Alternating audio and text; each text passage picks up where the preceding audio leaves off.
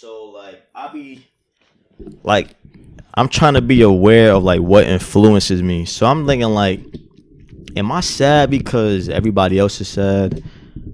Because I didn't really bump his music? Or am I sad because like this is a like just how he like I'm really good at sympathizing with people. You know what I'm saying? And even though I didn't listen to his music, I followed him as a person. Like I watched all his interviews. I knew about what he was doing. There's a few things he was doing that I didn't know about. But I followed him as a person, and I kind of studied him from afar. I would say, like whenever I would see videos with him, he was super laid back. Everybody showed him respect. He was never in the media for no wild shit, nothing with women, and it's crazy because he was a fly nigga. He was a handsome nigga, and you would think like even before Lauren London, you would think you would heard something video model or Vixen. You never heard nothing about Nip, nothing. You know what I'm saying? Even when him and Lauren London they took a break or they broke up, it was some real like. It was done very well. You know how other breakups happen and it'd be like the girl, we talking shit. I remember when they stopped talking, he was like, you know, she's a great person, but we just can go our separate ways. There was something along those lines, not verbatim. And I was just like, he's very classy. You know what I'm saying? He's like a very like. He's a gentleman. Yeah, like a real good guy. And then I just see him at the Rock Nation brunch and just see him at certain events. And it was always like real calm and collected, not too rowdy, not too much jewelry, the right amount, always dressed nice. You know what I'm saying? Just like hair done. He was just like a very well put together guy. I wouldn't say perfect, but the nigga looked flawless. Whenever I see, I'm like, yeah, that's that nigga. Yeah, like he's that guy that I respect. You know what I'm saying? Yeah. And that was besides, like, that's his appearance. Like you don't even get to, like I didn't even talk about what he was doing for the community, but talk about it. It's just he was doing shit that I want to do, like the talk that I had with my family about making a business for us, employing people that we know, giving back to our community, like making sure dollars circulate in our community, like. And I would always say this to myself. I'm like, all these niggas got money. And I get it. You want to have the nicest cars. You want to have the nicest houses and all that. But as far as celebrities? Yeah. Yeah. But it's just like, I'm pretty sure buying out that plaza didn't take an astronomical amount of money. I doubt it even touched $1 million. That's some, as far as money-wise, that's some simple shit to do. And there's other rappers doing it. You know what I'm saying? But it's like, I don't know, it was just something different about how he did it. Yeah. You know what I'm saying? Yeah. Like he used to hustle in that lot. He used to sell drugs in that lot. Sell his CDs out that lot. He got kicked out that lot. Yeah. Yeah. You know what I'm saying? I was going to say that, yeah. And then he bought half of it. Employed people in the neighborhood. You know what I'm saying? Had his brother work in the marathon shop. And subleased the guy who kicked him out. So now he paying me rent. Right. That's what he said. He was like, so now that nigga paying me rent. You know what I'm saying? And then like even the way he spoke, it was just... Yeah, he was an ill nigga, son. Yeah, I got man. a lot of respect for Nipsey. Like, that Sunday was one of the worst days of my life on this planet. Like, I saw that shit before a lot of people on social media saw it. And I had posted, my first post was, I hope you pull through this, big bro. Because at that point, it wasn't announced that he passed us yet. Yeah. And then minutes went by, I'm still searching. Like I saw it on Tariq because Tariq rocked with him heavy. He was on Tariq's radio show. They chopped it up. And then you wrote in the group chat. You wrote it first. I did? And literally right before, like I went to go to the group chat to write it. And then when I went, you had just wrote it right before me. I was like, yo, he got shot 6 times. I saw it on Twitter. Like TMZ posted it. And then right before I posted it, you wrote it. And I was like, damn, like. And then I saw on Twitter, first there was like 5 shots. And then it was like 6, one to the head. I was like, and I'm not someone that believes in God. I don't go to church. I don't pray ever. Literally got on the edge of my bed, got on my knees, started praying. Oh, word? Yeah, like that shit. Like when, like you know how like when something hits you and like you don't really expect for it to like really affect you because you don't know this person. You may have listened to their music. You may, you know what I'm saying? But like, and there's been other deaths out here, but like this one specifically hit me like because I knew what he was going to do. Yeah. But and then you hit me up privately outside of the group chat, and you was like, "Yo, he got shot 6 times, bro. 5 in the chest, 1 to the head." And then I read it, and I ain't respond. Yeah. And then like 5 to 10 minutes later, you was like, "Yo, they say he dead, bro." And I was like, "You remember my text back?" You was like, "You don't believe it." I was like, "I'm not accepting this." Yeah, I'm not accepting it. Yeah. Like yeah. And then I was fucking depressed. Like, and I even wrote it on social media. I was like, "Yo, I'm not one to exude emotions, but like you said, there's something about Nipsey, son." And I started thinking about. I felt like you knew him. I mean, I did know him spiritually. I mean, that might go over a lot of people's heads, but I know what I mean when I say that. And then I was talking to Mel actually last night about it. I was like, "Yo, I've been thinking about this and like really trying to grasp why so many people are hurt by him passing." And I was like, before, son, just like with you, I was like, she said I read her mind. She was going to say that. I was like, this nigga was like legit our modern day Tupac. Yeah, a lot of people saying that. Yeah. Like, and he was funny. I said that to her. I was like, he said that in one of his raps. He said like he's the modern day Tupac. Like he compared himself, you know what I'm saying, in a sense. And what's funny, Lauren London is like head over heels for Tupac. And Tupac died from gunshots. And her man died from gunshots. And like the two of them are, you know. And if you look at what Tupac was saying, doing as far as groundwork, like speaking to Crip OGs, Blood OGs, speaking to OGs out in New York, like, you know, Supreme Team. Yeah, I think so. Yeah. Kenneth Supreme. I think his name was Kenneth. He met with Supreme in Queens. Yeah. And they were speaking about, you know, revolutionizing and, you know, bringing gangs together and buying back our neighborhoods and not selling out and you know what I'm saying, like not giving white people justification to kill us senselessly. Yeah. And if you look at it, Nip actually started doing that. Like Tupac died doing the groundwork for it. And Nip was actually, you know what I'm saying? And yeah. So I almost cried, yo. Yeah. Soon as Mel came home from work, like she gave me a hug. She's like, "Come here." I got up, I hugged her, and like a fucking tear was in my eye. It didn't drop, but I mean, I wouldn't have cared if it dropped. Yeah. Like she never saw me that sad. A lot of people never saw me that sad. Wade wrote in the group chat. He was like, "Yo, Abdalla, like this nigga Nip, you heard?" I was like, "Yeah."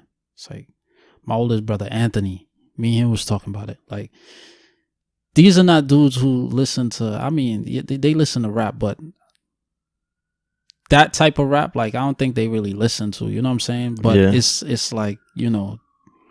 And then I was watching an interview with him and Lauren when they was doing like they had to ask each other. She was asking him questions about her on like GQ. 3 days before.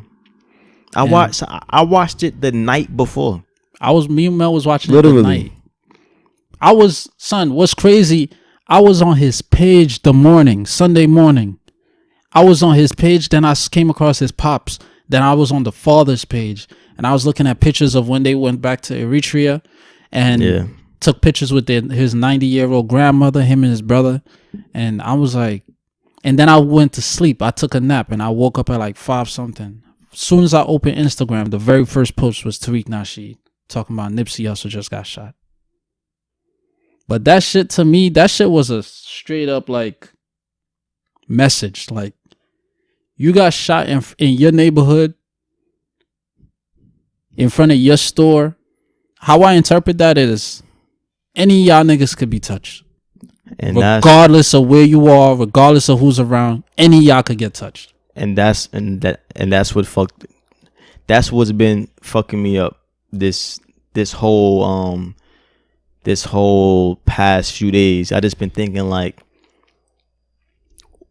what do we have to do to secure our spot in this point in life? Like, you could do all this good work.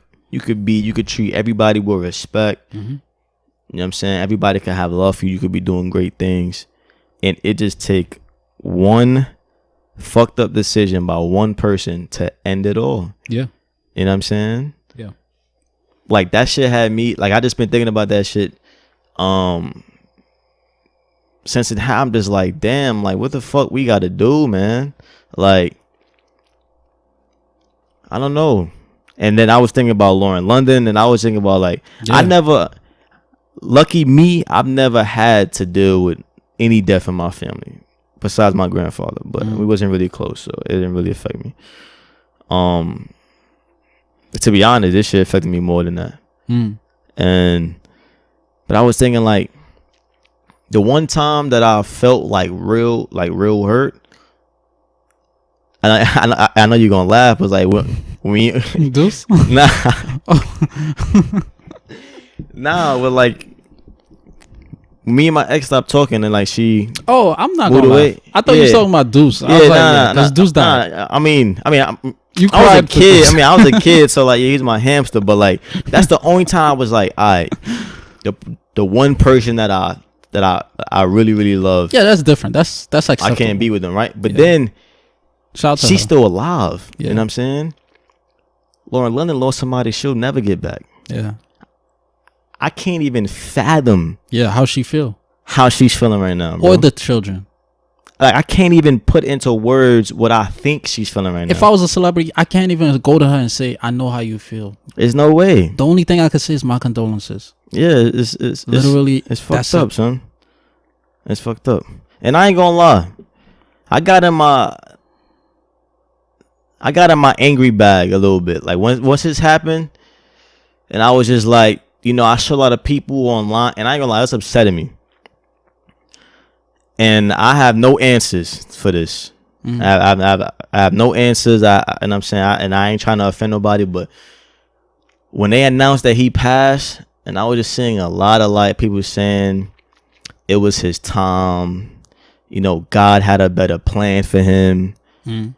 That was upsetting me, because I know that people are just saying that just to say it. It's like it's like a figurative speech at this point. Like, God had a better plan for him. But like, what better plan is there for what he was doing on this earth? That's what began me tight. I feel like niggas are just saying that just to like, because it's something to say. It could be a spiritual plan. Like, I get it, but I don't say stuff like that. That shit angered me, bro. I'm just like, how is it his time? Because this is how I interpret it. What's the explanation for this? And I was actually talking to a black woman yesterday about it while I was working, and she was like, what do you think about the whole Nipsey thing? And she told me straight up, she's like, I'm not a fan of rap like that, but I heard about things he was doing, and I basically, we was talking, and she got where I was coming from. I was like, yo, one of our main things in life is fear. And one of the main fears that we as humans possess is fear of death. If we all know all of us are going to die at some point in time, then why fear death? You see what I'm saying? Because it's inevitable. It's inevitable, but we prefer... You don't want your life to end. You know what I'm saying? Because of you our... feel like it's going to be cut short. And that's our where perception. The fear comes in. Exactly. And that's our perception, because people say like, oh, it's a baby. How the baby died. They didn't even have a chance at life. But me as a mortal being, I cannot explain that, because I didn't create that baby. I don't know. I'm not end all be all. I don't possess all knowledge. You see what I'm saying? My only thing is death is inevitable. So we cannot fear something that is bound to happen regardless. So how we should look at it and how we should move is basically take all the things that whoever died gave us and, you know, pick up that baton and carry on that, you know, work. You see what I'm saying? Mm-hmm. Because to be quite honest, yeah, you're going to feel down. Yeah. But eventually that work still needs to be done. And eventually that hurt will pass. You see what I'm saying? When you say that work need to be done, what you mean by that? That work needs to be done. Whatever the person was working on, their message. Because Tupac said, I may not change the world, but I may say something that sparked the mind of the person who will change the world. And I'm pretty sure Nip, you know, held, you know, those words in, you know, high regards. Like he respected it to an extent. But what I was going to mention earlier with the whole him and Lauren, when she was asking him the questions for GQ, she asked him, one of the questions was, what do I love most about you? And without any like hesitation, he was like, my spirit. And while I was watching that, I was like, I told Mel, I was like, that sounds like some shit I would say. And she was like, yep.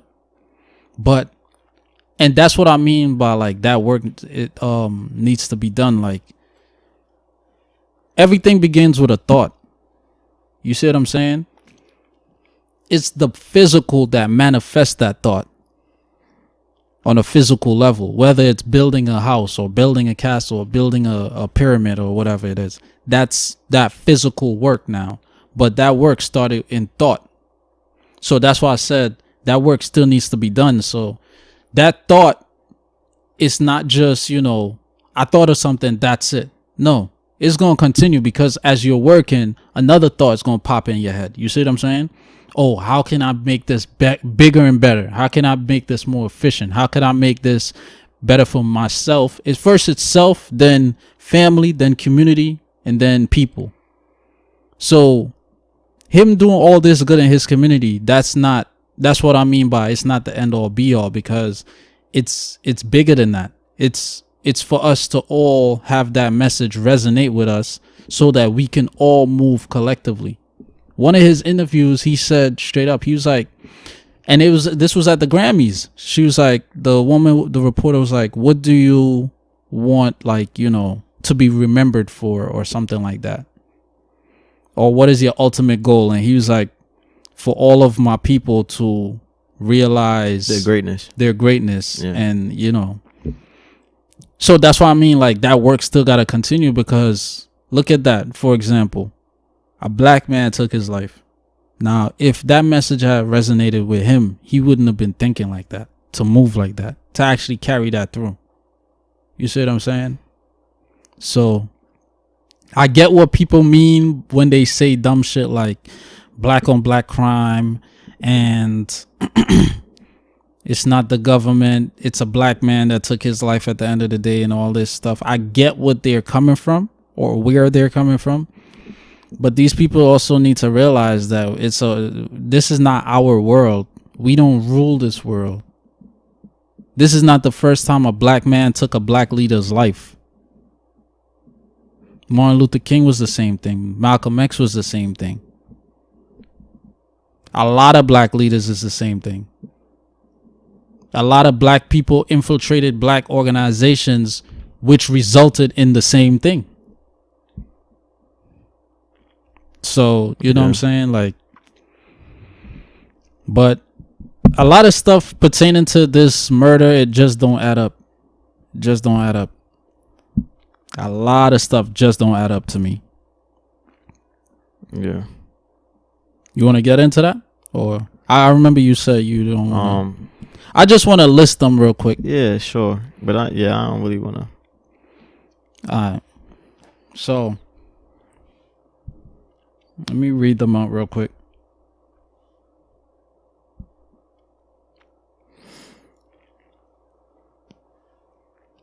I know when it first happened, and even I think my emotions came over me, and I was thinking about this too. I was like, when it first happened, I'm like, This is very good timing. Well, this is very bad timing.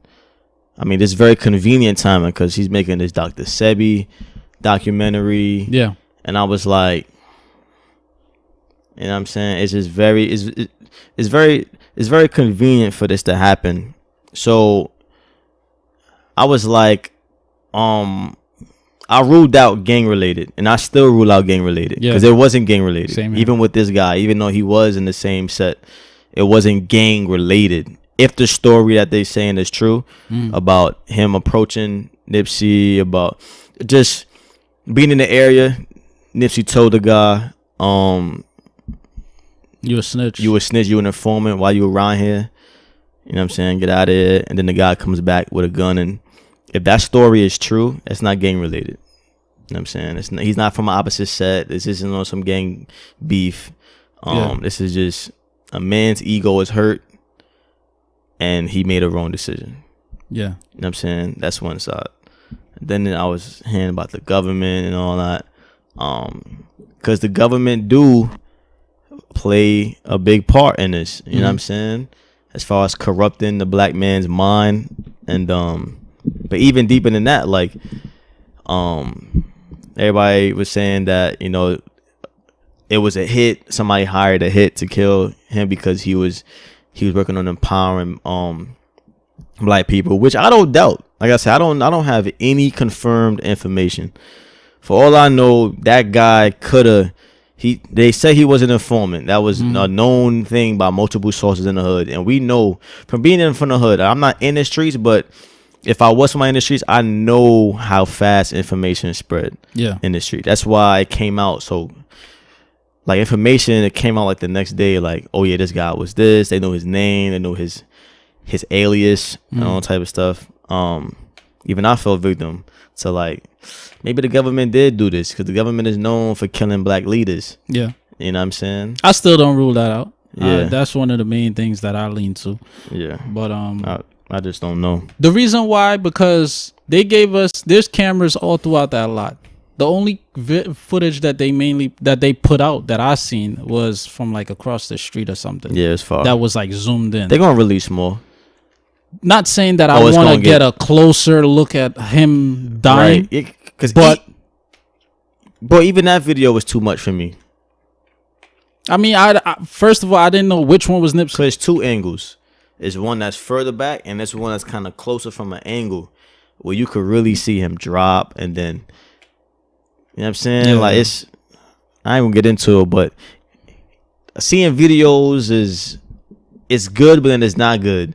Cause I remember when that shit happened to Junior in the Bronx, that shit haunted me for weeks. It still haunts me. And then I saw this video, and I know this is haunting me now. Just thinking about like what transpired and what could have been different. You know what I'm saying? I found myself thinking like, damn, like you know how like you just like it's already done with, so you just start thinking of scenarios of like how things could have went different. You know what I'm saying? And I was just like, damn, just a few more, just a little bit of thing, a little bit of shift of energy, or like maybe somebody calling him over somewhere else could have saved his life. You know what I'm saying? Yeah.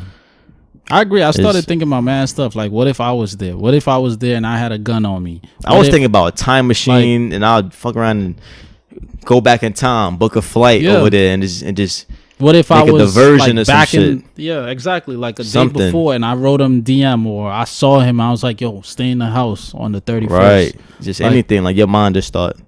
Yeah. Yeah. But these are just some of the stuff that, you know, that's put out pertaining to the murder. The dude is 6'0" Crip as well, as you know, same set as Nipsey, and he's there's paperwork that he's an informant. Now, when you hear the term informant basically means you're willing to work with law enforcement, not necessarily your state, local police. It could be FBI, it could be CIA, it could be whoever, Homeland Security, whoever. He's an informant, and he apparently got out of jail recently. I don't know. Some people are saying couple days, some people are saying couple months, like a month or two. I don't know. But he shot Nipsey ran off, doubled back, shot again in the head, ran off, double backed again, ran up, kicked him in his head, and then he ran off, right? All this time, nobody, like, this is like, it's a Sunday on Crenshaw and Slauson. This is like Rolling 60 Crip territory.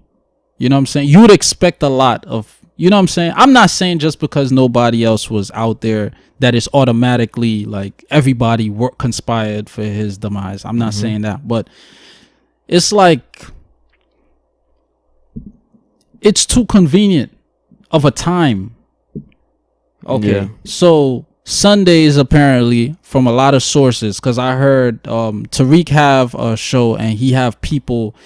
Since it happened, he only had LA people call up. He only accepted calls from LA people, and multiple people said, first of all, there's construction in the area, and the traffic in the area is already fucked up. How the hell did he get away? And that was the number one question. How did he get away? Okay, let's rule out the fact that he worked with law enforcement. How did he get away and nobody knew where he was for damn near a day and a half to 2 days? With all these cameras. These are questions. Nobody wasn't answering that. Nobody couldn't answer that.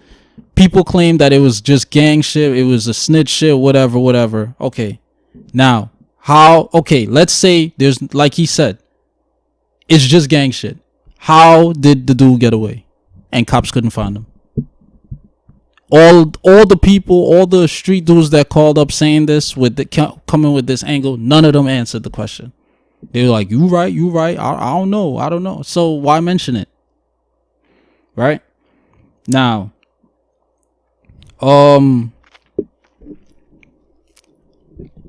apparently he escaped through an alley. And a girl was his supposed girlfriend was the, getaway driver. She claims she don't know that he went to go kill somebody. She just saw him coming back to the car very leisurely, whatever. You know what I'm saying? Now, the police basically let her go free after questioning. Even if you knew or did not know, or did not partake in a conspiracy to kill somebody, knowing law enforcement, they're gonna lock you up regardless. You're the getaway driver. Yeah. You're getting locked up regardless. You're an accessory. You're accessory to murder. Yeah. Exactly. Why would you let her go? Thirdly, well, whatever number the point system I'm at right now, he was caught checking himself into a mental facility. This is the first gang member I ever heard about in history that ever checked themselves into a mental facility, especially after committing a crime. I was hearing certain info that he was someone that had mental health problems, and he checked himself in. He was in and out of one like a couple weeks before that. Well, I heard he was suffering from mental health as well, but still doesn't.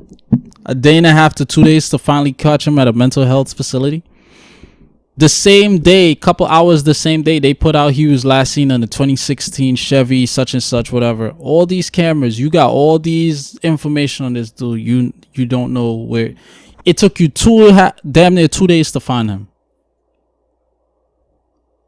And then the arrest, there's very cordial with him, walking really smooth with him, placing him into the car, very, it's like none of this shit adds up, son. None of this shit makes no damn sense to me. None of that makes sense to me. Dudes get choked out for just selling cigarettes. A nigga just killed somebody and you just, oh, this way, sir, please step into the car. Like, nah. Yeah. Nah. Yeah, nah, I understand. It's a couple more, but I just can't remember. Oh, another one was one of his homeboys. Now, if you were a Nipsey fan, or if you ever saw the video for his music video, Crenshaw and Slauson, a true story. There's one of his homeboys. His name he go by the name of Cowboy, Crip homie. He wear like cowboy hats or whatever.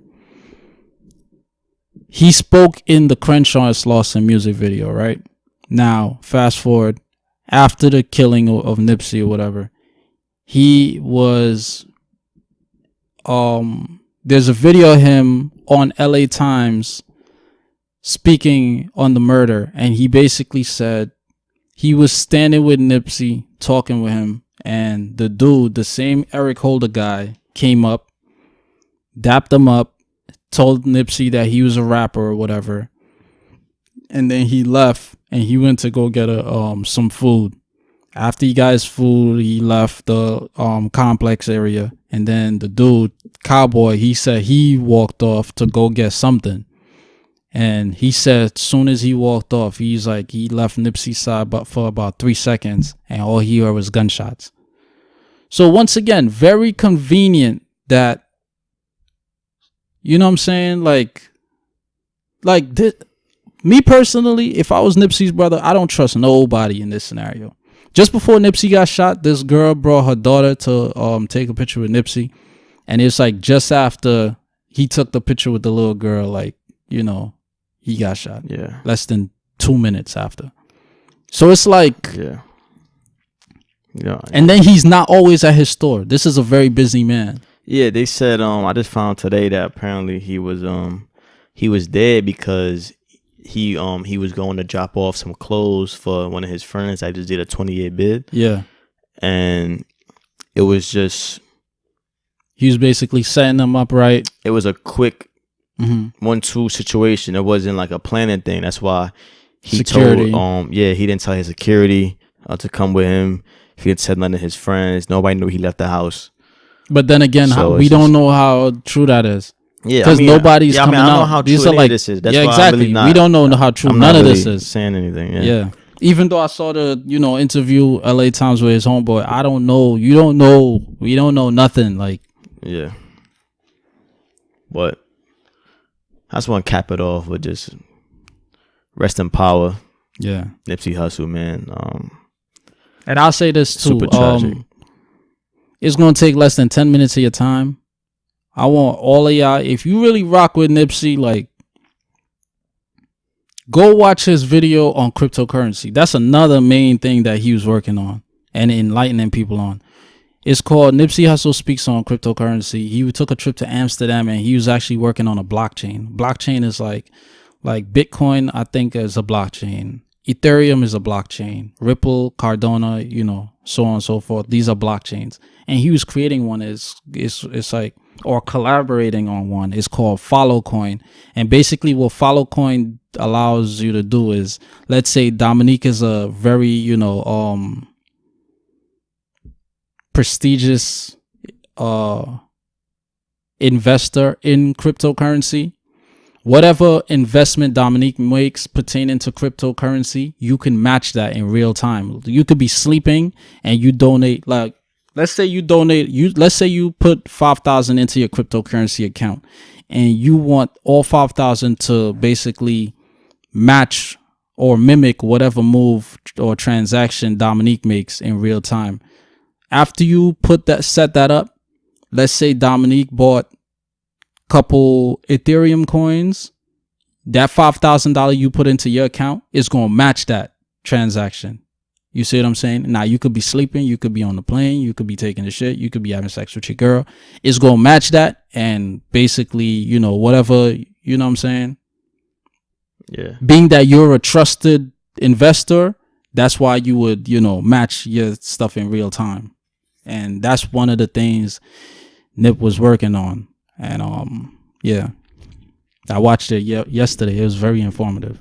But yeah, y'all carry out Nip's work, man. Yeah. Invest, buy back your community. Right. And do for self and family. You know what I'm saying? Let's start being better. Exactly. Better versions of ourselves. Like I said before, he was doing a lot of things that I aspire to do. You know what I'm saying? Even down to just him as a person. You know what I'm saying? Just being, he seems very calm, very calculated, very strategic, very intelligent. You know what I'm saying? Making the right moves. It just so happened that his life was cut short. Mm-hmm. But Yeah, moving on though. Rest in peace to rest in power, Nipsey Hussle. See you in the afterlife. Yeah. What you want to hop into next? Oh, wait a minute. Wow. Matter of fact, I'm not. Matter of fact, I'm not really gonna dive into it because I'm good.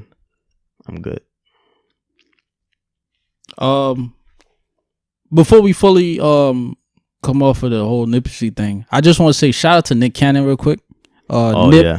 Nick basically pledged that he's gonna finish the Sebi documentary that Nipsey was researching information pertaining to, and salute. Shout out Nick Cannon. He's another one. Yeah, he's another one that puts his best foot forward for the black community and for our people as far as empowering us and equipping us with necessary knowledge, as far as how we are being manipulated and what we can do to alleviate ourselves out of these stresses and predicaments. Yeah. But I want to say this too.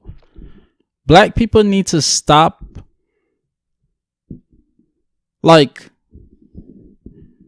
okay, let me pull that back. Black people, if you know that there's somebody who is very important to our culture, our community, our ethnicity, make sure y'all protect that person. Yeah. Don't just say you mess with that person, you rock with that person, and you post pictures up, but you see them in the area and they're by themselves. I mean, granted, I know how I am, and I don't like too many people around me and stuff, but I know if I'm moving a certain way, the people I'm going to have around me, best believe they're going to have the same mindset as me. Yeah. So, you know what I'm saying? We're moving correct. Because my two eyes could only see that much. You see what I'm saying? Yeah.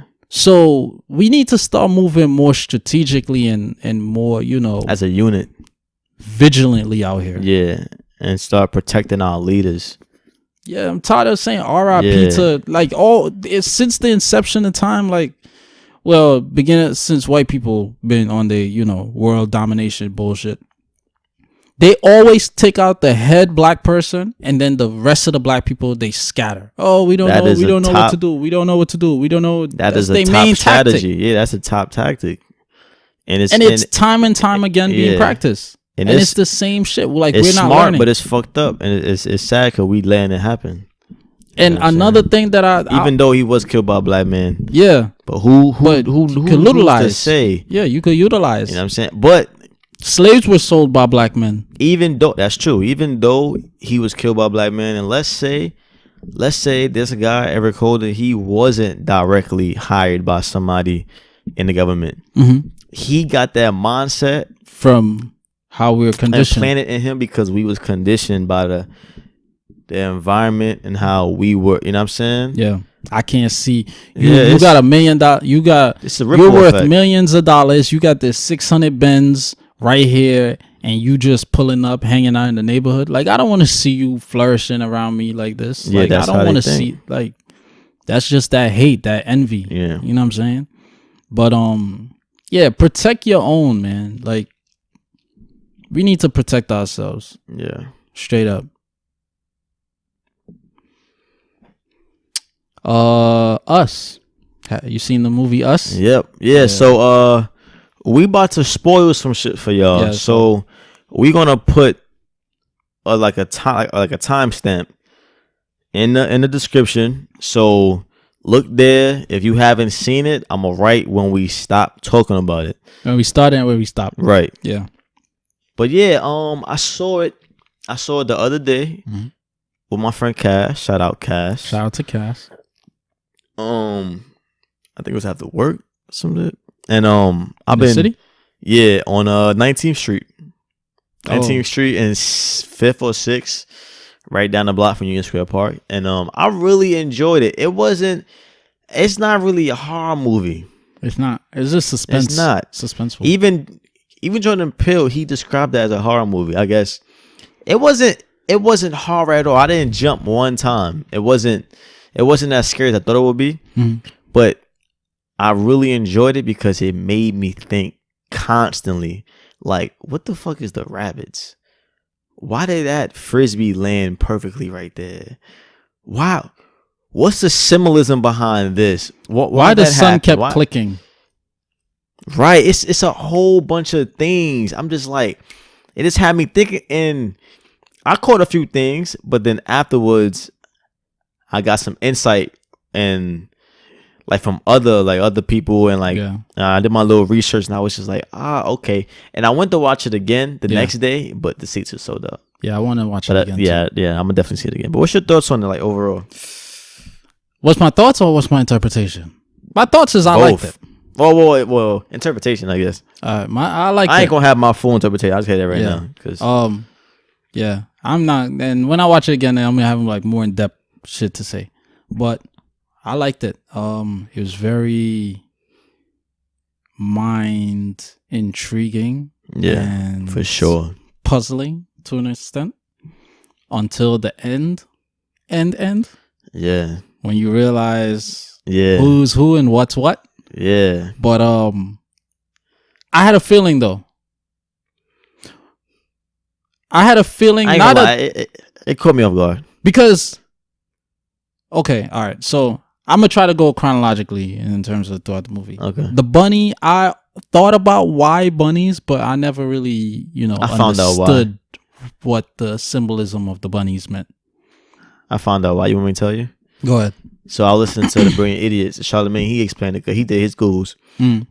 He said that rabbits was like the first test subjects for shit, and they said that it's something called rabbit. It's called rabbit something, meaning like you can't survive off strictly rabbit. Remember that she was like, Lapita from what's woman name? Yeah, well, who we thought was Red. She said that down below, all they had to eat was like raw rabbit. You know what I'm saying? And I forgot what it's called, but basically you can't survive. Like if you was in the wild and you only ate rabbit, you wouldn't be able to survive because you'll be malnourished. There's not enough protein. It's too lean. Yeah. So that played a part. And like I said, they was the first test subjects. Okay. So I think that's why they had them in a cage in the beginning. And basically, I guess symbolizing, like when she said that we had to eat them raw, symbolizing how like they put certain foods in black neighborhoods that we're like, we malnourished.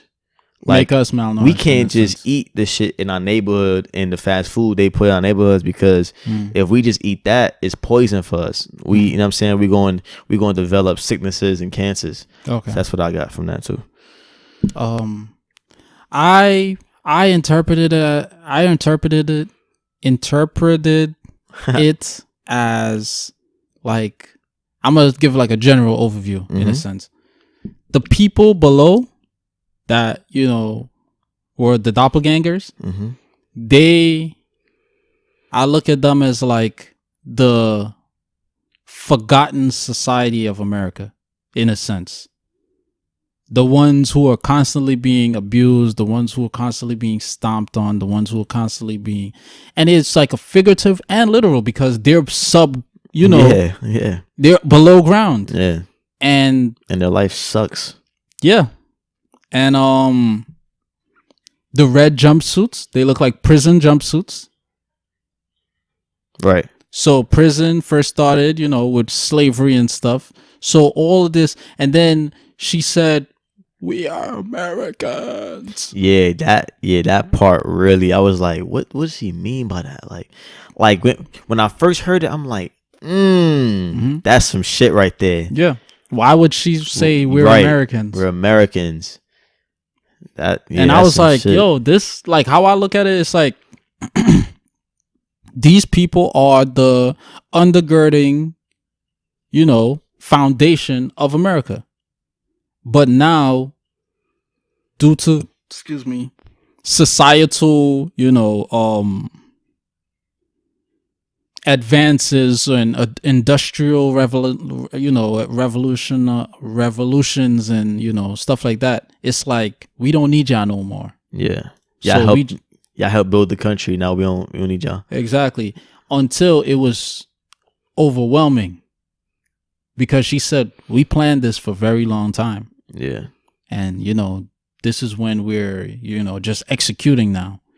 So it's like, it's going to get to that point in America, whereas people are just going to be on some, you know what, fuck this. Yeah. I'm tired. I'm fed up. Like France, like Brazil, like Venezuela, when, they crowded the streets and workers, it was everybody. Right, out. Yeah. The only people that wasn't out was like politicians. Everybody was out. Yeah. And we're going to revolt. Yeah. I got that too. Another thing I got from it too, from the fact that they were doppelgangers of each other, was that sometimes you got to look at yourself in the mirror. Well, two things. Sometimes you look at yourself in the mirror and really see like the bad that you're doing, like unconsciously. You know what I'm saying? Like, I think a lot of times we go through life and we, when you on your high horse, and when you on your high horse so much and your life may be so good, like how, like that black family was, they seem middle class. They seem like, they going on vacation. Their life seems good. You know what I'm saying?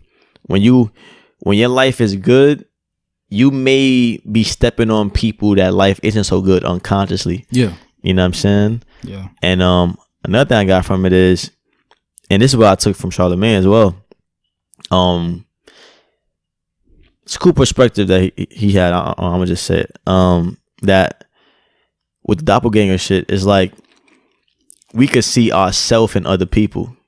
Meaning, like, a lot of times we look at people when we judge them, and like we may look at somebody like, damn, what the fuck? Why he acting that way? Like, you know what I'm saying? But then we're not looking at the times where we may be down and out, and if we was in that position, we'd probably be doing the same thing. Yeah. You know what I'm saying? Like I said, being on your high horse. It's like when you're in a position, you're not thinking about like, damn, like, let's say I'm rich. Somebody that's rich looking at gang members like, how could they be that way? Yeah. It's no way I would act that way, but you don't know that because you're not in those environments where you have to survive. And I don't want to take it back to Nipsey, but I seen a video of him, and there was a video, you probably seen it. He was wearing like a black do-rag, black hoodie, black jacket, and he's basically like, when you in the hood and you trying to survive, you don't have a sense of morality because you don't have time to think about morals when you trying to survive. It's just when you get out that environment is when your morality starts to kick back in, because now you're not fighting for your life no more. You know what I'm saying? Self-preservation. Yeah, self-preservation. And yeah, so that's what I got from it too. From the movie? Self-preservation, in a sense? Well, as far as like people looking like we got to see a part of ourselves in other people. You know what I'm saying? Like, I'm pretty sure when those people came up to them and they seen they look just like them, and the guy was like, what are you? Like, the father, he was kind of annoying to me. He was a dickhead in the movie. Yeah, he was making jokes at the wrong time. He didn't take it serious at first. Like, he was like, it seemed kind of arrogant. He was kind of like, you guys can have the boat, you guys can have the money. Yeah, he kept going back to material things. Exactly. Everything was about him was material. Because he's on that high horse. She was, since before that too, I don't know if you peep, he always was concerned about matching the white guy, his white friend. Yep. Oh, he got a boat, I gotta have a boat. Yep. He have this, I gotta have this. Yep. And like, he's just constantly, instead of him being mentally and physically on vacation, he was physically on vacation, but mentally he was worrying about keeping up with that white friend. Yeah, he's very insecure. And his materials that he has. Mm-hmm. And when even your life and your family's life is threatened, you're constantly bringing up, oh, you can have the money in the safe. Like, you can have the boat, you can have the car. And that's arrogant to think, like, to think that these people did all of this for your money. Yeah. It's shit bigger than life than money and materials. Exactly. These niggas want respect. These niggas been stepped on their whole life. Exactly. You know what I'm saying? Their life was literally made to mimic y'all. It was an experiment that went wrong. Exactly. And then now they the forgotten people. It's like they made them to mimic y'all, and it was an experiment to see how y'all would react to them. Now, since the experiment went done, we forgot about them. It's kind of like what you said about how like people in the past, like people that, you know, before the Industrial Revolution and before like all these things came into place, they were people that had jobs and people that built this country. And then now that things has elevated, you know what I'm saying, they thrown in the wayside. And that's what's happening in America still, because they're trying to do away with the middle class. Yeah, exactly. And that's what the AI is gonna bring, usher in. Yep. Once AI is fully up and running and functional, we don't need y'all in middle class society no more. It's either you're poor or you're rich, and this is why they're purposely putting out movies like Hunger Games. So it's gonna go back to that Roman time, whereas the rich, we're gonna be in the Colosseum, and you poor people gonna have to fight for this piece of bread, for your another day of life, or fight for food, or fight for whatever we want y'all to fight for. That's gonna, you know, excite us. That's what y'all gonna have to do, and you really don't have a choice. You do have a choice, but you really don't have a choice. Right. And then if you look at it too, not to cut you off, after the revolt happened, in a sense, in certain areas, and there's like no normal people to kill no more, the Hands Across America theme. Right. I didn't even know about that. That was 1986. 1986, they said. Yeah. And they're just holding hands, standing up. And now we already, like we said, there's black doppelgangers and white doppelgangers. Yeah, that and all of them are standing up and holding hands, and you know, in like a camaraderie type of thing. Yeah. So it's like, what does that signify? Now, if it was just all black people in jumpsuits and they were just killing, you know, a certain group of people, then I would be like, okay, maybe it's like a slave rebellion, or you know, but it's it a wasn't, black rebellion. Yeah, I didn't get that feel from this movie. I didn't get nothing racial. No, I did. Really? I did. Yeah. It probably was the only people that died were white people. The only people that got killed by the people were white people. Think about it. When the daughter was running from her doppelganger, the white guy came out because they wasn't the only folks that died though. No, that's what I said. From the doppelgangers, as far as the doppelgangers killing, they only killed white people. The daughter, the white guy that came out, get off my car. Yep. He got, you know, sliced up. Yeah. The white family, they got killed. Yeah. You see what I'm saying? Yep. No, you're right. Even the young guy that when she was young and he was holding the sign Jeremiah 11:11, he died. When he got older, he got stabbed by his doppelganger. I caught that after. I'm like, oh shit, his doppelganger was the one that had 11 on his forehead. Yeah, and he got stabbed in the chest. That shit. Because you saw his doppelganger on the beach smiling. Yeah, with the 11:11 still. Yeah. And I read that after the movie. I read Jeremiah 11:11. Yep, and it was like, wow. As I walked out the movie theater, I'm like, nah, I gotta. It showed like 3 times. I'm like, nah, I gotta see what this is. Multiple times. The time was 11:11. Yeah, exactly. Yep. It's a lot of 11s, and that's in the 5 because 11:11. You look on both sides, they're the same. Yeah, you know what I'm saying. So that was kind of like a reference to when it being doppelgangers and whatnot. But speaking on the what's it called, the Hands Across America? Yeah. Like for those who don't know, or well, I didn't know about it.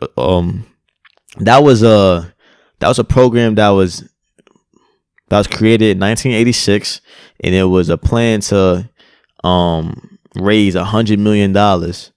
Right. They ended up only raising like $10 or $15 million, and it was for like to help the homeless and stuff like that.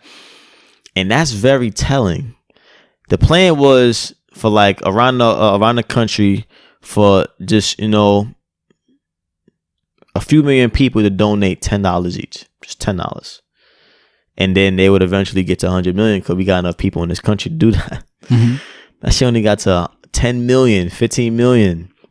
And then at the end, you see the people on the ground, they kind of did what the people in 1986 supposed to do as far as like coming together and shit. So it kind of makes you think like, y'all didn't get it right, but these niggas that was living uncivilized and don't know how to speak, they the ones that got it together. So it kind of makes you think like, Just because we got all this technology and all this money don't mean doesn't we mean people. We're sophisticated, or civilized. That's exactly. Yep. The people who are constantly being called savages and uncivilized, those are indeed the civilized people. Yeah. Because if you look at all these great nations or countries or whatever, all these business suits and briefcases these guys are walking around in, what the majority of times they're meeting, it's pertaining to depopulation, war, heinous crimes, vaccinations, how we're going to kill somebody so I could sustain my life and have and maintain my 7 homes that, my summer home, my Mali home, my winter home, my this home. It's just you, your wife, and your 2 children. Right. Y'all need all these homes. Real talk. Even if each individual live in one home by themselves, there's still an excess of like 2-3 homes. Real talk. And each home has like, sitting on 4 like 2 to 4 acres. Nah, I'm just talking about the land. Yeah. You're sitting on 2 to 4 acres of land when you could buy like put up like an apartment complex. Yeah. And have 50, individuals. Yeah. Or like a 10 shelter. families, 20 families occupy it. But nah, you're encroaching on my happiness. Right. Now, real talk. Another thing that I was speaking about with my coworker today, it wasn't even about us. We was talking about, because we had a representative from Samsung coming today. Mm-hmm. And they were speaking about, Samsung got a lot of stuff. They got washing machines. They got dryers. They got refrigerators that all interconnect with each other. And it's an app for it where you could. And then they said by year 2025, they want to have at least 100,000 products that's going to connect to the internet at all times. And immediately, me and him linked eyes, and he was like, "I ain't fucking with that." Yeah. Or Rip, he was like, "I ain't fucking with that," because he was like, what? So somebody could hack into my crib and control everything in my fucking house? The fucking government. Nope. Yes. And then I was like, I took it for. I'm like, son, they making shit too convenient, and a lot of people thinking that, they want to make our life easier. No, they want to make you more dependent on them. Exactly. Because God, I'm gonna say God forbid. See, it's a habit. Yeah. Forbid one of them be like, you know what? We taking this shit to a real dictatorship. It's already there. They call it something else, but we going. You know what? Call it democracy. We controlling everything now. We shutting off all that shit. And for the kids, next generation, even us, let's say you someone that everything in your crib is dependent on internet or Wi-Fi or Bluetooth. They shut that shit down. You accustomed to that. You don't have no survival skills. Exactly. And it's clipped for you out here. And this is what we touched on. This is what we was basically, alluding episodes ago. Mm-hmm. We already said, like, when the human body is pre-exposed to certain conditions, their DNA gets rewired. Time and time again, I come across families who has like a child in the family, and they be like, oh, Johnny is so smart. He knows how to open up the iPad. Right. Bitch, your fucking DNA, you've been using this shit all this time before you procreated and made Johnny. Right. He came out with that DNA already intact. Yeah. So it's not really hard for him to tap a glass and swipe up or whatever. Right. Oh, he knows how to read. Oh, do he know how to read? Yeah. It says swipe up and he swiped up. That does not mean he know how to read. He's not really reading the letters. He was just pre-exposed to this. Yeah. Now, like you said, if we want a country or a world of dependent, zombified fools, right? All we gotta do is keep inventing shit for these coming generations to be like, oh, this is hot. Right. Oh, that's hot. Yeah. Oh, that's hot. I don't have to move anymore. You just keep catching on. And all these people have to do, all the elite has to do is keep releasing shit. Next 5 years, let's release this. Next 5 years, let's release that. Yep. And then eventually the old people gonna die off. Yep. And they the one that was teaching us shit. The babies is going to be fully dependent on the self-driving cars, fully dependent on the television, fully the smart TVs, fully dependent on the smartphones, fully dependent on the Wi-Fi enabled washer and dryer and dishwasher machine. And what do we have? We have a bunch of dumbass people dependent on smart in quotation. Vote if we need to. Exactly. What is that? What's a revolt? Right.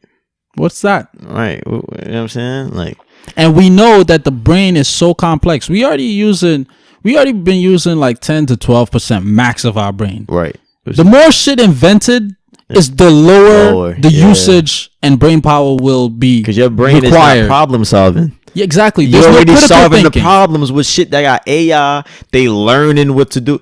Like, thank you. Like, and then we already know with 5G what's coming with 5G. And I was telling them niggas that today. Well, I told him that. I was like, yo, they pumping this 5G shit. This shit gonna kill us all. It's gonna kill us all. It's gonna be bad for the environment, bad for the ecosystem, bad for the atmosphere, bad for our skin. It's going, you know what I'm saying? It's going to create different types of cancer. Yeah. You know what I'm saying? A whole bunch of shit. You know what I'm saying? And what was I about to say? And I was telling him this too. I took this out of your book. I was like, all these things is doing is you being more connected to these devices. You're being more disconnected to the earth, nature, spirituality. Like you're not in tune how you should be. Mm-hmm. Like, for example, you like, for the folks out there that juice, for the folks out there that, you know, that they went on like a cleanse, for folks out there that they started eating vegetables more, went vegan. How the fuck did you feel that first week? It felt like your whole body was rewired. Yeah. You know what I'm saying? That's how I feel like if we was to, and that's another reason why I want to go to Africa, because I feel like I'm missing something spiritually that I'm not getting in America. I feel like my brain and my wires and my subconscious is cluttered. Yeah. I want to go there. That's why I appreciate folks that do labor jobs. Mm-hmm. Whenever somebody tell me their uncle or their grandfather is a farmer, my friend told me yesterday, that I think her father or her uncle is a farmer in DR. I said, yo, that's fucking dope, man. He know how to produce and grow his own food. Yeah. That's important.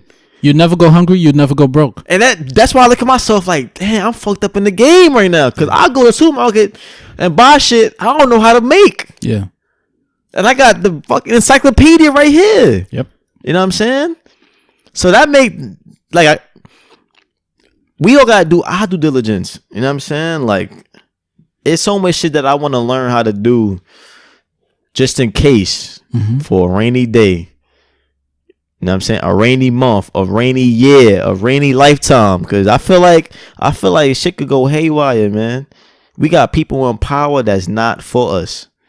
And at any moment, they could be like, you know what, son? Let's just team up and just really do what the fuck we want. Who gonna stop us, nigga? We got these niggas. Look at these niggas. We got these niggas. You know what I'm saying? We got computers that could clean for them. Yeah. We got, you know what I'm saying? We shut this shit down. They're gonna be like, oh my God, what, you know what I'm saying? This movie, I ain't gonna front, I gotta see this movie again because I know it's pieces that I didn't see. You peeped with the music even? When the white people are getting killed, fuck the police. Yeah. Yeah. It's like on some revolting shit. Yeah. Like when they was killing, it was like, fuck the police, but it was like, yo, fuck these people that is so privileged. Yeah. You know what I'm saying? Fuck the overseers. Hidden gems. And then, like we were saying with the clicking, right? Yeah. Okay, so the lighter. The Lupita that starred the movie is actually, remember, y'all niggas skipping this shit. Right, yeah. It's actually the Lupita from Underground. Right. She switched with the other Lupita when they were little girls. Right. And you don't find this out until the end of the movie. The very end. And this is why the Lupita that's underground is the angry. Only one that is so not only angry, but is so talented, unlike the others. Yeah. And seems to be so sophisticated. She's doing ballet. And she could talk. She's the only one She's the only one that can actually speak. talk words. Yeah. She's the only one that can speak. All the other ones grout and do all kinds of growls and yeah. All types of shit. On some caveman shit. Right. She do ballet. She's the one that actually plotted the whole thing, planned it, because when the other, tether people saw that she can do ballet and stuff, they held her up in like high regards underneath. You know what I'm saying? Yeah. So Tariq said this, and it stood out to me multiple times. Oh, he spoke about it too? I watched his and Professor Griff. I started Professor Griff. I didn't finish it, and I gotta check out Red Pill. Oh yeah, Van Lathan. No, Red Pill, Blue Pill. The Pill brothers. Okay. Dr. Sebi's stepsons. Okay. Yeah, he was actually married to their mom. But remember in the beginning of the movie when they were listening, I got 5 on it. Remember Lupita? She looked back at the sun, rhythm, and she was like, "Get in rhythm." Yeah. Now, why would she do that to a normal son? I think, and it made sense because Tariq was like, he think that son was also from underground, and the real son is the one with the mask. That's why they burned his mouth up so he can't speak. Because if you remember, the son underground, he looked at the son above ground and he was like this. How do he know how to snap his fingers and the one above ground don't know how to snap his fingers?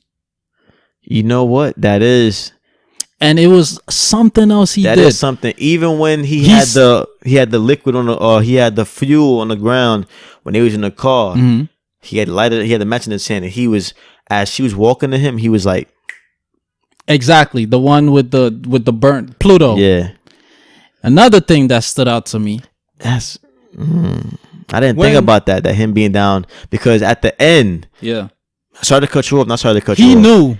She was at the end. He looked at her and she grilled. She smirked like at him, like, and then she smiled more and turned away, started driving more. Yeah, I'm like, this nigga must know. He know. Yeah, he knows that he didn't say nothing.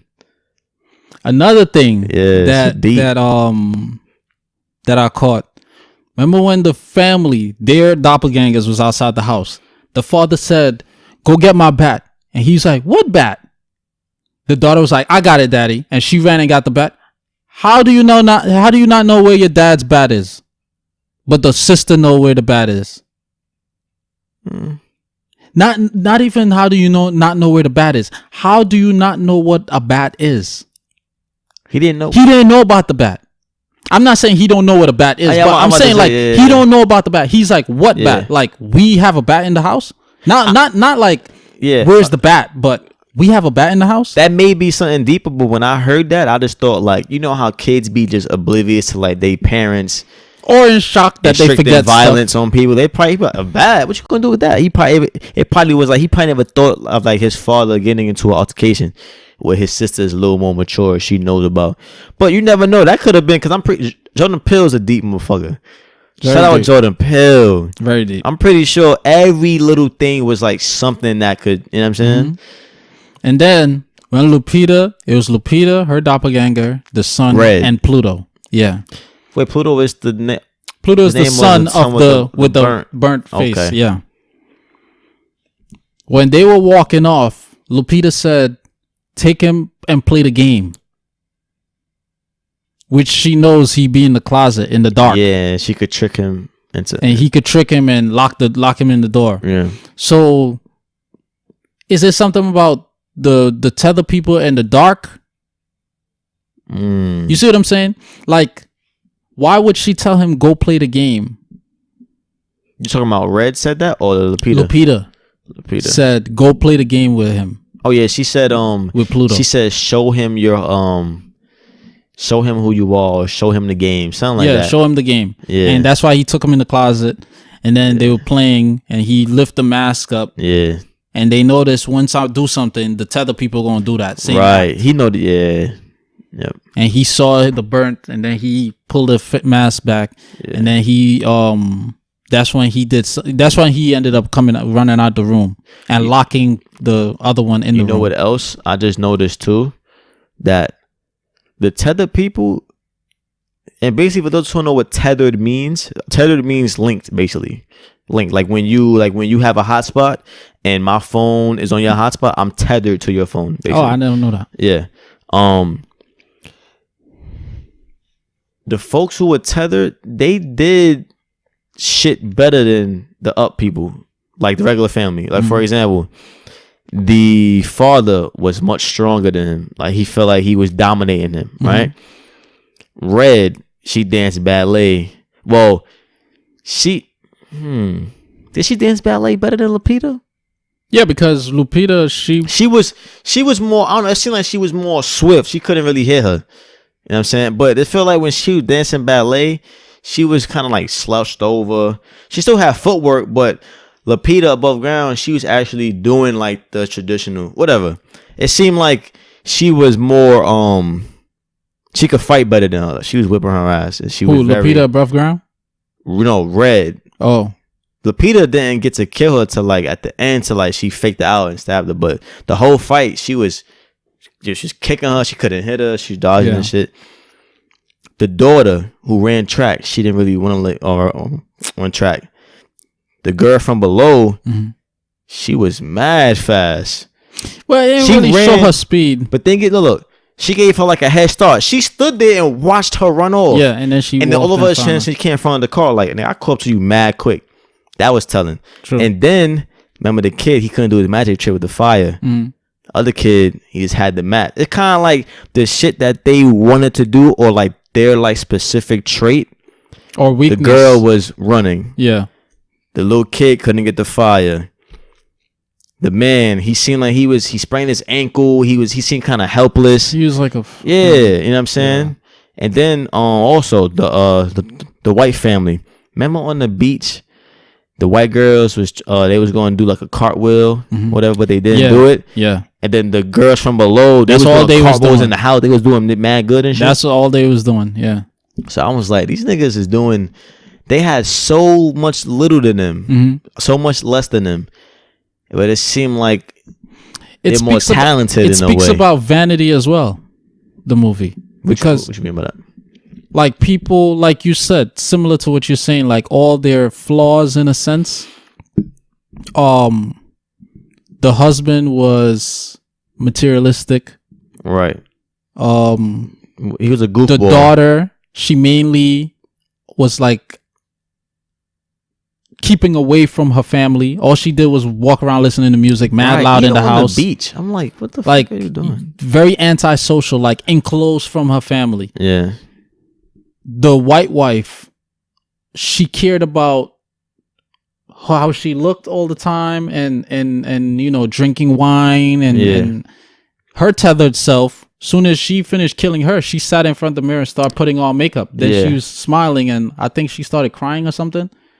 Did she start crying? I can't remember. Nah, but she was just smiling. When she saw her husband getting killed by the father in the boat, she started crying, and then she turned it into the laugh. Okay. That shit was weird. I don't know what that's about. But that spoke to me as well, like the whole vanity thing. It's like opposites. Like if you're vain above ground, your opposite is not that vain. And if you're not vain, your opposite might be a little, you know, exuding a little more vanity in a sense. So it's like, even though we're tethered, we're like opposites in a sense. Right. I know how to snap my finger. You don't. I know how to run fast. You don't. Right. I'm more masculine. You're not. Right. I'm more flexible. You're not. Right. I'm more focused. Yeah. Yeah. Yeah. Nah. Yeah, man. I can't wait to see it again, son. Yeah. Like, I ain't gonna lie. Like, I get off at 5:30 every day. I might go see it tomorrow. Like, and I wanted to see yesterday because it was, you know, AMC on Tuesdays is only $5. Oh, where? Or $6. So I was going to see it, but I could get tickets for like 10. Okay. So I ain't tripping. But yo, you know, movie tickets in on Times Square, it's like $22 now. Yeah, it's fucking ridiculous. Yeah. It's like 1734th Street. It's 22 in Times Square. I'm like, y'all really taking advantage of this tourist shit. Like, yeah, they should have a discount for folks that's like local to New York. Like, come on, I've been here all my life. You come on, son. Yeah. But yeah, that's shout out. All right, so we ending it now, nigga. So if you didn't skip it and you don't care about spoilers like him, he don't care about spoilers. Yeah, I don't care. Then you just enjoyed that. You know what I'm saying? But I have another topic. Mm-hmm. So, and there's no truth to this. I mean, I don't know if it's any truth to this, but it's very intriguing and it's something that I want to speak on. So you know about August Alsina, right? The singer, he kind of fell off because he was going through drug addiction, and I think somebody in his family died. Drug addiction? Like what? Oxycontin? Painkillers, right? I think painkillers. I don't think anything too crazy like cocaine. Who knows? I don't know this nigga's life.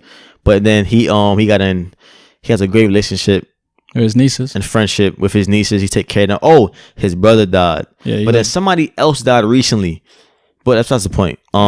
He has a great relationship with Jada Pinkett Smith. Yeah, with the Smith family. Yeah, because I think he was living with them for a little while too. Was he? I didn't know that. But him and Jada Pinkett is really close. I think he spoke about it in Breakfast Club. She called they like really tight friendship. She helped him with his depression and his drug addiction. But I saw online that he got a song he remixed one of Jhené Aiko's song. I forgot the name, but he posted You know how it go? No. But I heard of it, but I heard his version. I didn't hear the actual song. I didn't. So he posted a video of like a text thread on his IG page, and the text thread is, people texting and all that. And at the top of the text thread is the name is Corinne or Corin, whatever. And that is the middle name of Jada Pinkett Smith. Now, he could have picked any name. Mm-hmm. You picked the middle name of Jada Pinkett Smith. You know what I'm saying? So, and I always thought that Pinkett, her real name is Pinkett and Smith is hyphenated. Yeah, cool. Yeah, so I'm just like, and then he had like a broken heart next to like a half heart. I'm just like even if as it's the contact, like even if it's not about her, why would you even throw that energy out there? Because you know how it's gonna be perceived. But then again, you also know how people take shit and run with it. So it could be another I don't want to say publicity stunt, but it's basically to like captivate people so that they'll buy his album or listen to the song. Yeah, streams. Yeah, but a lot thing of people is, do shit. In the song, he was saying things like, you're such an actor. You don't want the world to know about our love. I showed my feelings to you and you ignore them. Early in the text messages, she's like, "Oh, why you ignoring me?" And he's like, "Why do you care who?" And it's all rhyming. I mean, I get it. It's a song, but it's just like the message behind it. He's like, "Why do you care who I'm sexing?" And like, it was already a lot of tabloids and stories and rumors about maybe they are messing with each other. Because I remember one time he posted a video about her for her birthday, and he was saying things like, "She's my soulmate. I love her so much. She's loving my life." He was saying things about like of that nature, and I get it. Shouldn't be saying. And I get it. I got female friends too, but I ain't calling them my soulmate when I've got a girl, when I'm married, or they got a boyfriend or they married. Yeah. It's a different level of respect.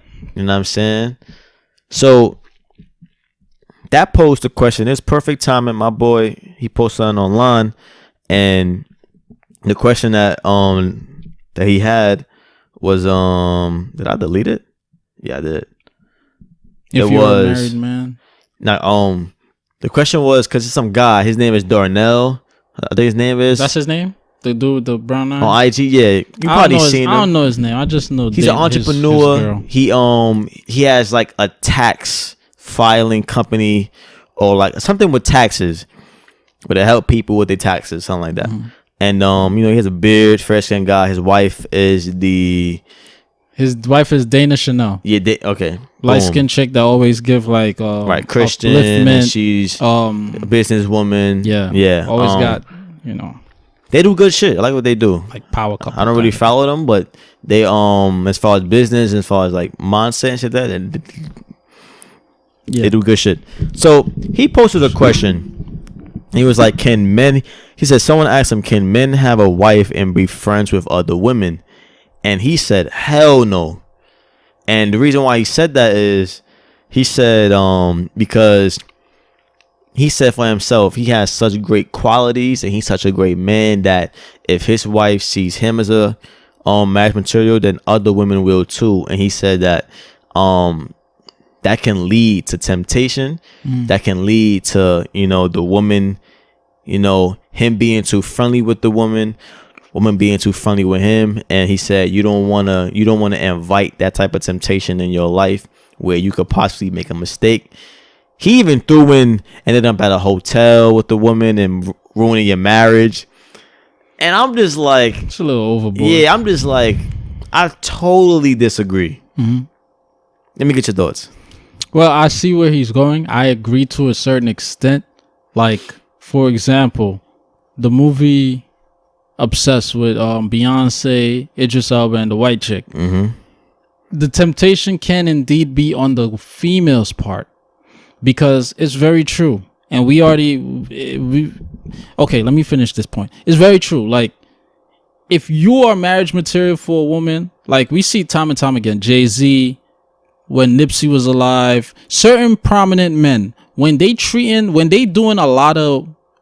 following their spirit, they know their purpose, and they doing exceptional with their life's work, and they have a woman on top of that, and they're sustaining that relationship, cultivating that love and all of that. Women, they could disagree or not. The disagreement is straight up lie. They lust for something like that. They become envious of that woman to a certain extent. Some would act on it. A lot would act on it, I would say. Well, because it ain't much good men out here, I believe. You know what I'm saying? But I'm talking about the women, though. So a lot of women would act on it. No, I'm saying because there isn't a lot of men that stand firm on their morals and really focus on treating women right. So when they see a man doing that, it's like, damn, it's been so hard for me to find one. I might be able to steal this. You know what? Yeah, I'd say a lot would act on it, because looking at these dudes' IG, even the amount of ways, hard eyes, the amount of hard eyes and shit. Right. I'm like, and I even came across some girls who I know personally that I peeped. Like, I know you have a boyfriend. Why are you commenting this on this nigga's post? And I'm like, even on a lower level, Johnny that died, that went to Jeff, light-skinned Johnny, Johnny Blaze, RP. My homeboy, he had a baby, a little girl with this chick. Another friend that went to Jeff with us posted up Johnny after he passed. And my homeboy's baby mom commented on this mutual friend. She's like, "Oh, who's that?" And this is back in the day, so the lingo I'm about to use. And this dude, the mutual friend was like, "Oh, that's my homeboy. He passed." She's like, "Oh, okay, because he's gonna get some skins." And I'm like, I know your baby father. And they was together? I don't know if they was together, but the baby was little. It was a little girl. Yeah, okay. Couple months, if that. Yeah. And I'm like, damn, you just give birth a couple months ago. You about to give up the pooms to some light-skinned nigga just because he got tattoos and you find him appealing. Yeah. I mean, it could have been a brown-skinned nigga, dark-skinned nigga. Right. As long as you find the nigga appealing. But, yeah, I would say a lot of women would act on it. Yeah. Some would, show respect and be like, you know what, he taking. I'm gonna fall off. I'm gonna fall exactly back. And not even exude it, even though they may feel it like, yo, it's a strong attraction. You see what I'm saying? Yeah. I've even gotten it. Yeah. And then the girls will be like, oh, it's always the ones that's taken. Women have this thing amongst themselves. They say the good men are taken or married or some shit. They said, but they mainly say like you basically taken, like right. So it's like I understand where he's coming from, but for you to say you can't have no female friends, that's bullshit. Nah, I disagree. That looks more because that points more at you. It's about your spirit. Yeah. Like if your spirit is vibing with that female spirit, and you both know like I'm in a relationship or you're in a relationship, then you should just control your physical now. Right. To keep your dick in your pants and keep your vagina from, getting wet or whatever. I don't know if women can do that. But, you know what I'm saying? Right. But, yeah, that's how I feel. Yeah. Nah, I agree. But when he said it, he came off kind of strong. I'm just like, and it really surprised me because he's someone that as far as I know, and from his videos and from his reputation on social media and being a businessman, is like he's very strong on like having a strong mindset, staying focused, being resilient, being very disciplined when it comes to his businesses. So I'm like, you're not applying that same principles to your marriage. So basically, and I'm not saying he's out here cheating because I don't know the guy. And as far as I know, they look very happy together. But the way he was saying it was as if like if he starts having temptation with a woman, he won't be able to stop himself from acting on it. That's how he was putting it. And I'm just like, that's how it sounded when you told me. With me is like I don't have a girlfriend right now. I don't have a wife right now. But the type of man I am, and I tell girls this, and I've said it before, it's not about, it's solely about me more than it is about them, and I'm gonna explain why. It's like, okay, I get it. I'm in a relationship. I want to be faithful, so I'm gonna do as such, right? And I don't want to hurt you, and I'm saying all these things. But the biggest reason why I don't cheat is because I feel like cheating is wrong. I feel like falling to temptation is weak. So I feel like I'm sharpening my iron by staying firm on like my convictions in a sense, like on that specific conviction. Yeah, it's like, okay, I have a girlfriend. I know that I shouldn't be flirting. I shouldn't be messing with other girls, especially not physically. So even if it is temptation, it's temptation in everything. Yeah, I can't help that I find you attractive. I can't help that we have good chemistry. Just because you're in a relationship don't mean that you won't have chemistry with somebody else. Yeah, it's what you do. It's how you act on that. So like, more so, I'm trying my best not to cheat because I feel like it's gonna make me weak of a man to do that. You know what I'm saying? On top of you being hurt, which I don't want to do, I feel like I'm hurting myself because if I let myself fall victim to something that I vow myself, I'm not married, but I vow myself that I'm gonna be honest, I'm gonna be truthful, and I'm gonna be faithful to whatever woman I'm with. I'm bullshitting myself. Yeah, because that's a conviction that I should be staying on. If I fall victim to that, I feel like, damn, like I really let myself down because it's something that I said I would never do, and I let this woman break me down. That's how I look at that. That's what keeps me on my toes. Like, I'm really gonna let this woman break down some shit that I promised myself. Yeah, I promised myself that I would never cheat. So I'm letting this woman, well, because she attracted, I'm supposed to just break down. Nah. So I was surprised when he said that because I have a bunch of female friends. And they all platonic. And I'm pretty sure that there are a few female friends that I've met recently that may have some attraction to me because they see how I am. And I don't want to sound cocky, but I am a great guy. So I could understand how they would be like, wow, I can see him as a boyfriend. Or he's attracted because the way he talks, he's very intelligent. Because there's a lot of women, I'm pretty sure you experienced this. Women would tell you like years later, oh, I used to have a crush on you. Yeah. So this is what I'm saying. Like, I would not rule him out 100%. But if it's manifested, you gotta stand tall. If ain't both no ending up in parties a hotel. know, exactly. You have to swipe your card. You have to you have to send a text like, meet me at this time. You have to meet the person. You have to walk into the hotel. So much like steps. all this shit crossing your mind. Yeah, it's a lot of steps to get to that. You gotta set it up, set up a date. You gotta plan when to sneak out. You gotta plan when to come home. And plus, a friend, you don't have to speak to these people every single day. You don't have to hang out every day. Right. Like, we friends, but we don't speak every day. We don't speak on the phone. Yeah. We don't speak intimately. I mean, we're both males, but female friends as well. I don't speak intimate. Yeah. Like, what is a friend exactly? Right. I mean, your partner should be your friend, yes, plus more. But all you got to do with these other people is end it at the just before it becomes the intimate level. Right. There should be absolutely no flirting. Yeah. Nah. I peep shit. I don't respond. Me either. Like, you didn't see it? Like, I saw it, but I'm not. I'm not entertaining that. I'm not gonna. Yeah. That shit not gonna bait me. Yeah. Exactly. You can't catch me with the because baits. Once this is women. I can only speak for women. I can only speak on women because I'm a heterosexual male. Once a woman flirt or whatever, and she see you're entertaining the flirtation, she's gonna keep persistent with the flirtation because women's thing is conquering to an extent. Same thing with men. Same thing with men, but I'm not gay. right, exactly. Yeah. So if a woman know you're in a relationship and she just want this one thing from you, or maybe she want you, period. Yeah.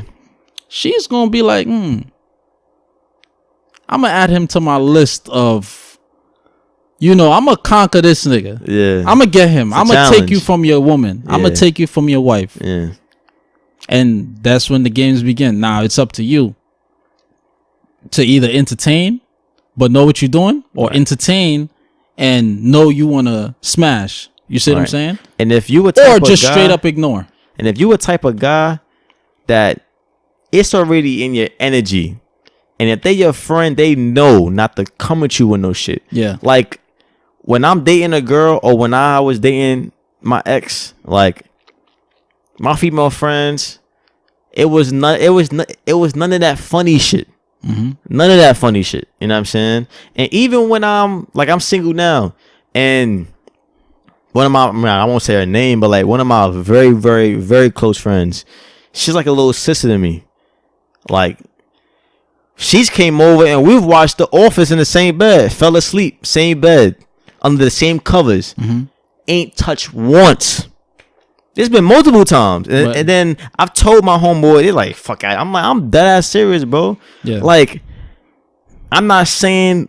I know for a fact when I get a girlfriend, I'm not, just out of respect for my girl. I'm not, you know what I'm saying? Yeah. But me and her got that relationship, that friendship where like we know for a fact there's never been no flirting shit since the day I met her.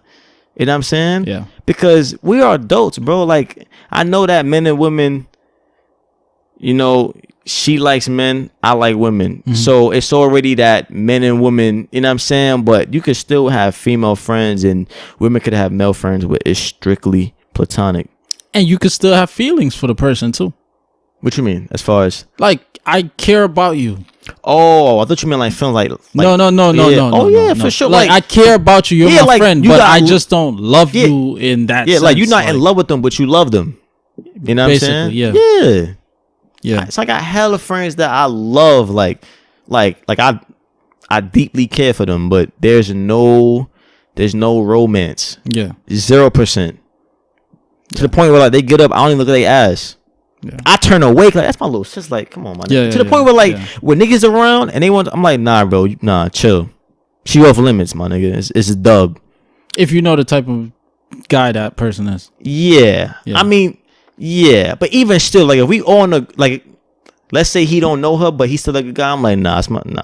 It's mad of girls out here, my nigga. But why would you shoot down his chances if you don't good? Know? You good. So now he's good. Gonna think like, oh, he probably got something going on. Look, he could think what he want. It's not my concern what other people think. So why would you shoot that down though? Because I'm saying, it's like, okay, if there's no interest. I've had a situation where one of my very close friends did something with one of my very close female friends. Okay. And my guy friend, I think he's a great guy. He's not perfect. I don't agree with everything he does when it comes to women, but overall, I think he's a great guy. Mm-hmm. Me and him had to have a conversation. Like, my nigga, she off limits, bro. You can't. You know what I'm saying? There's a line to be drawn here. Mm-hmm. If we friends, we friends. Yeah. It's a lot of bitches out here you can fuck with. Her right here, she good, bro. You know what I'm saying? I had to have that talk. Because she was hurt behind. Nah, like even before I found out about like anything else. Okay. I was like, come on, son. We in the same circle. We not doing none of that. Oh, we friends and saying we fucking each other. Nah, we on some adult shit right here. Yeah, you know but if that's what both parties want, then why would you interject and fuck that up? Well, I didn't fuck none. I mean, they I ain't gonna be like, yeah, here comes cock blocking Dominique. Nah, look, hey, you know what I'm saying? Something I think it's a line. You know what I'm saying? I got you. Because I see these women as my little sisters. You know what I'm saying? So for me, I can't say I see women platonic, non-family women as well. I don't sisters. See everything as little sister. Well, I don't see everyone as little sister, but the particular one I'm talking about, I see as my little sister. Yeah, you know what I'm saying? I, like cousins, I'll be like, okay, yeah, she's like a sister because I'm so close to that female cousin. Yeah, but non-family women, nah, I'll be like, that's my homegirl. Yeah. Nah, I feel you different relationships. You know what I'm saying? It's like, we ain't come out the same penis or the same vagina. So yeah, I feel you. But and I'm making a video. Like after we finish all this, cause I posted about it on my story, and I'm starting to. I told myself the other day, cause I was like, you know what? Like I have a big perspective, and I want to do more things. Like I want to, you know what I'm saying, far as YouTube, far as like life my period, yeah. Like my brand and like who I am, because like everyone that knows me know that Dominique, well, Nico, he funny and he got a big perspective on shit and he gonna speak his mind. He outspoken, you know what I'm saying? So I've been thinking about like I'm gonna start posting, because I'm always going on rants and little I wouldn't say rants. You just expressing yourself. Right. I wouldn't say rants, but like Kanye ruined it for everybody. Like think pieces, basically on my story. Yeah. I'm gonna start posting that on my actual page, because like niggas be DMing me, laughing and shit, saying they agree. Well, let me put this into a video so people could actually comment on it and really, you know what I'm saying, see what happens. I could grow my base. And then you know what I'm saying, you could always get to a point whereas people will hit you up for your perspective on whatever they're going through. Yeah. So that you're like real talk, directly or indirectly a therapist. Somebody hit me up last month for dating advice. I'm on an app. My boy Eric, not my boy, but some nigga on some social media guy. He's from Vine. Eric Dunson? Yeah, Eric Dunn. He got an app where it's called I said Dunson. What's it called? It's called Tutor, where you pick these certain skills that you feel like you'll be good at, and you can choose to teach them to people. You could charge $5 an hour, $10 an hour.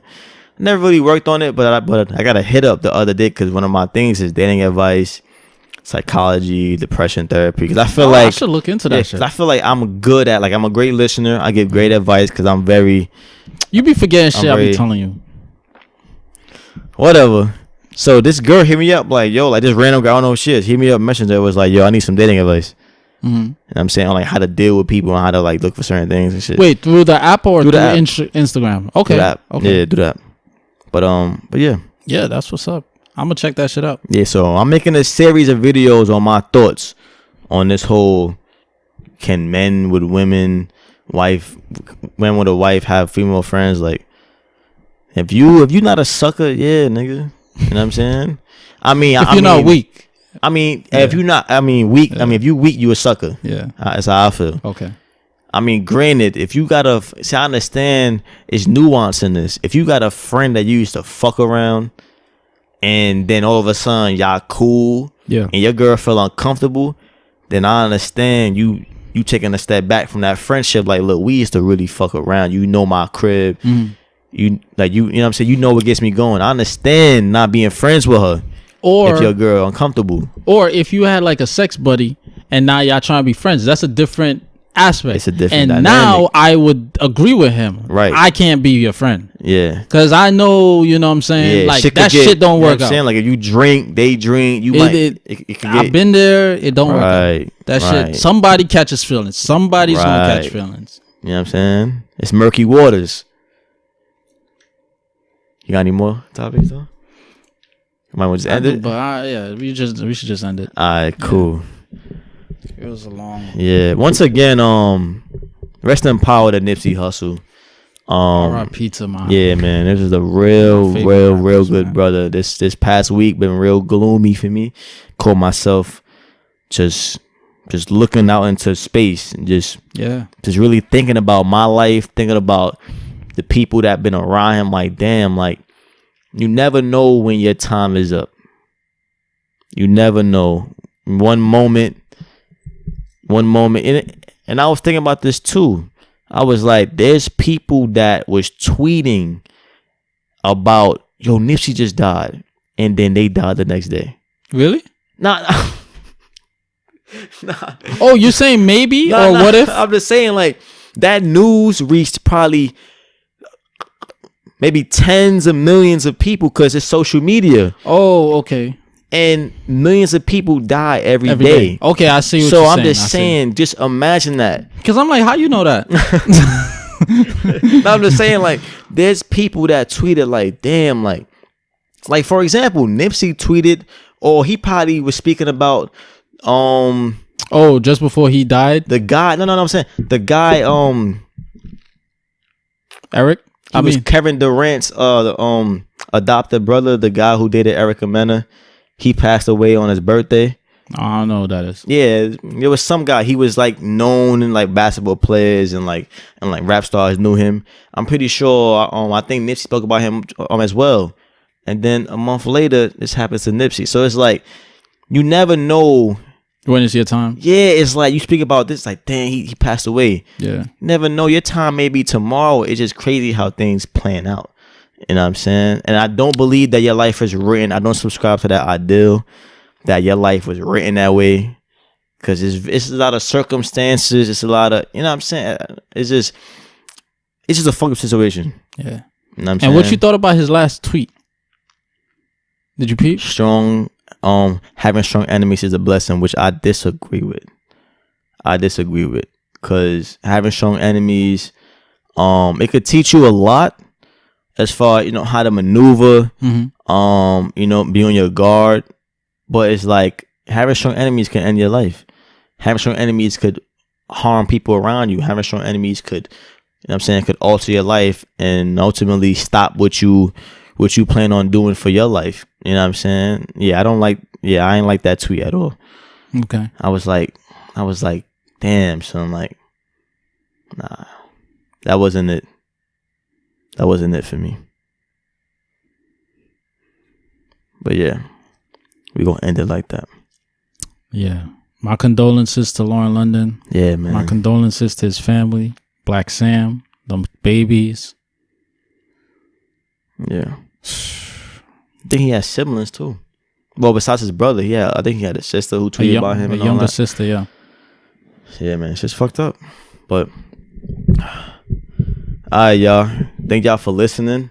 Thank you. These way you can find us: iTunes, Spotify, Google Podcasts, YouTube. Subscribe to the YouTube. Subscribe to all of them. Yeah, to all of them. Look. And I don't really like being that guy. That's why I don't really mention it at the end of every video.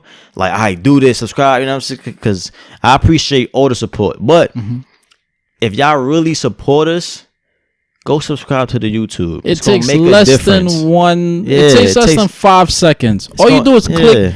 We're not asking you for $1. Nah, we're not asking you for $10. Nothing. You're not gonna wake up late tomorrow for work. Right. You're not gonna lose your job. You're not gonna get kicked out of school. Right. Like, it crossed my mind too. And you know me, son. Like, I really don't like asking people for shit. Yeah, I don't like handouts. I don't like asking people. I don't like feeling like I'm bothering somebody. Yeah, or I don't begging. like feeling like I'm nagging somebody. I don't like so it. That's why I really don't be posting, like, you know. But it's like, if we got 300 listens and 58 subscribers, it's like, so subscribe, bro. What the fuck? You know what I'm saying? Subscribe, leave a review. Just click on the iTunes, scroll down, go to available episodes, scroll all the way down. It's gonna say leave a review. Go on Spotify, hit follow. Go on YouTube, hit subscribe, like or dislike. Mm-hmm. If you dislike it, tell us what you dislike in the comments. We want the criticism. We want the feedback. It's gonna make us better. Yeah, exactly. You know what I'm saying? I do appreciate everyone that be DM me like, yo, I really fuck with the last episode. I agree with what you said. I disagree with what you said. Like, I'm open to all debate, all dialogue. This is what I like to do. Yeah. I don't gotta agree with none of you motherfuckers, but I'm open to having a conversation as long as you open to being open-minded to my perspective. You motherfuckers that got your perspective and y'all ain't trying to understand different angles. Mm-hmm. I do not have any interest in speaking with y'all. Agreed. You know what I'm saying? But if you open to have some dialogue, we ain't gotta agree. We ain't gotta argue. I'm not gonna insult you, but let's have that talk, son. Agreed. If you feel like Michael Jackson didn't touch them boys, let's talk about it, my nigga. If you feel like R. Kelly ain't touched them women, we gonna go. Let's talk about get back to that next week. I got some shit. All right. Oh yeah, and if you have a family business or personal business, follow and like our shit first. Yeah. Subscribe to our shit first. You support us, we support y'all. You know, reach out. Feel free to reach out to me, Dominique, or the Brothers Podcast page, and we will be advertising your business. Well, not advertising, but broadcasting your business. You got to be black. I mean, I'm surprised you didn't say it. Oh, I wasn't gonna say that. You got to be black, or you got to be. You know what? I fuck with the Latinos. You can't be white. Yeah. The fuck? You can't be white or Chinese. White and Chinese, right?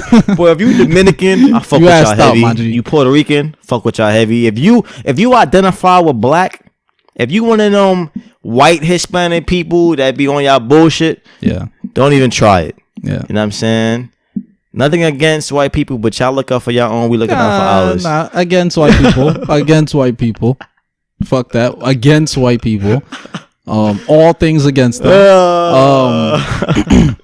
But yeah, and it was something else I wanted to say. Oh yeah, if you're free and not doing nothing, Sunday, April 7th, come check out my brother Dominique. Yeah, he's gonna be on a panel, speaking about, you know, I don't know what they're gonna be speaking about. Being a creative, being an entrepreneur. It's a network event. Thank you for pointing that out. I almost forgot. Yeah. It's this Sunday, April 7th. It's from 3 to 7 p.m. And it's free. It's free. It's a free Once event. Again, it's you ain't gotta be pay for food shit. There for purchase. Oh, word? For purchase? Come on, that's a trick. Look. Nah, that's a trick. Look. It's a network event. The food is optional. There's going to be people there that wants to broadcast their food, their services. You come there, you network. It's a support thing.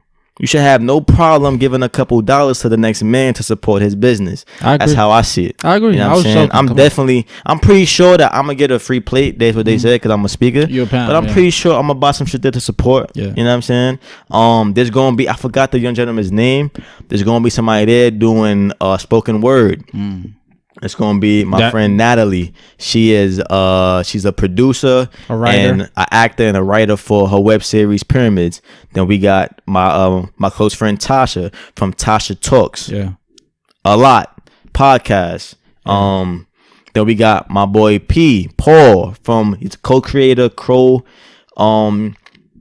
producer of Cups and Convos, the web series. Also the co-creator and the curator of the Cups and Convos game nights.